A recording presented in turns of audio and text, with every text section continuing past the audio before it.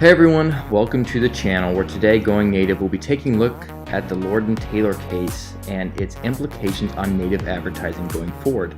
Lord & Taylor is a prominent fashion retailer and started in 1826 and is owned by the Hudson Bay Company.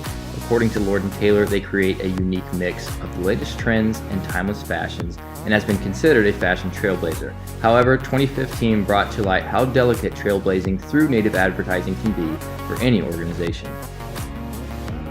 So in late 2014, Lord & Taylor created the Design Lab campaign, but that campaign did not get implemented until 2015. And in March 2015, Lord & Taylor implemented the campaign through two primary outlets.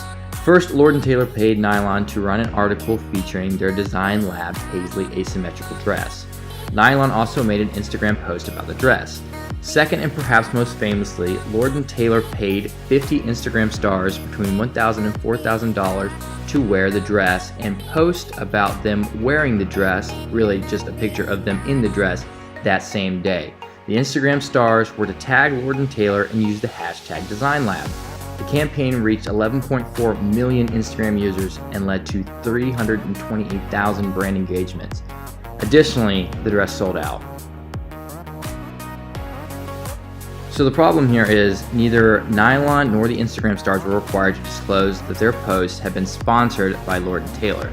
This led to speculation regarding whether or not the stars' endorsement was genuine or simply a result of Lord & Taylor sponsoring their content. Ultimately, the United States Federal Trade Commission got involved and found that Lord & Taylor's advertisement was in violation of Section 5A, given its deceptive nature and failure to disclose the commercial connection between Nylon and the Instagram stars' relationship with Lord & Taylor.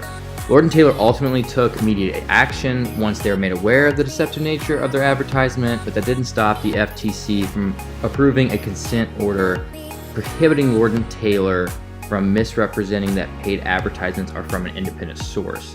The company also had to launch an internal monitoring program, and if Lord & Taylor has an additional violation, that could lead to a $16,000 fine. So in the big picture of native advertising, why is this a big deal? So with social media already becoming a dominant force in advertising and native advertising spending already topping $21 billion, at least that's what projections are showing in the United States for 2018, there's no denying that native advertising will continue to grow. With the growth of the practice comes an increased risk of deception through native advertising that could ultimately harm the native advertising industry as a whole.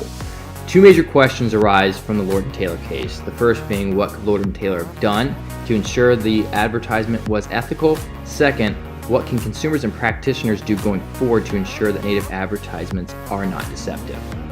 So for the Lord & Taylor case, disclosing the advertisements were paid for would have ended any speculation that Lord & Taylor were acting deceptively. Disclosing could include saying advertised by, sponsored by Lord & Taylor, having words in the description that specifically said that the users were paid by Lord & Taylor. There needed to be language that said that the Instagram stars had been paid by Lord & Taylor. However, to do this, both Nylon and each Instagram star would have needed to make it clear through their words that the content was paid for.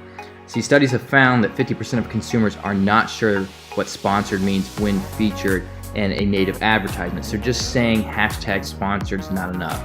It needs to be clear that the users were paid or sponsored by a specific company.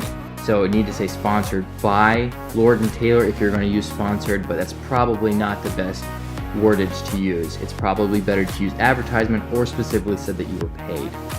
Therefore, Lord & Taylor needed to be clear through each medium that the native advertisement was indeed an advertisement and not a result of just 50 Instagram stars happening to wear the same dress on the same day. So now moving on to what consumers and practitioners can do to ensure native advertising is not deceptive. First, practitioners need to be aware that when consumers are apprehensive of being taken advantage of, they become more critical and less trusting. You can see that in the persuasion knowledge model. In Lord & Taylor's case, consumers would see the dress in a less positive light because they are no longer able to believe the endorsement of the Instagram stars is genuine. Moreover, both parties need to be aware that studies of the persuasive nature of advertising found that only 1 in 10 consumers can recognize a native advertisement. Consumers need to be aware of this and understand that native advertising is a growing industry. Although consumers cannot automatically assume any endorsement is native advertisement, the consumer should try to find areas where information regarding sponsored content might be mentioned by simply maybe checking the description, looking for brands or logo images around some sort of content that might seem like it is a native advertisement. Additionally, practitioners should use Sherry Baker and David Martinson's TARES test when practicing native advertising. The T stands for transparency and truthfulness of the advertising, A, authenticity of the persuader, R, respect for the persuaded, and E, equity of the appeal. In Lord & Taylor's case, they didn't do a good job considering the T of transparency and truthfulness of the advertising.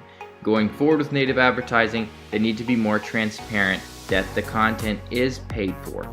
Also, they should make sure they consider respecting the persuaded, in this case the consumers, because the consumers are going to have a tough time trusting the brand that has been shown to be deceptive. Lord & Taylor is one of many cases surrounding native advertising. As the practice continues to grow, both consumers and practitioners have to do more to stay educated and ethically pursue a mutually beneficial relationship. For more information regarding native advertising, including educational materials for practitioners and consumers, visit the link in our description. Thanks for listening, and remember to subscribe.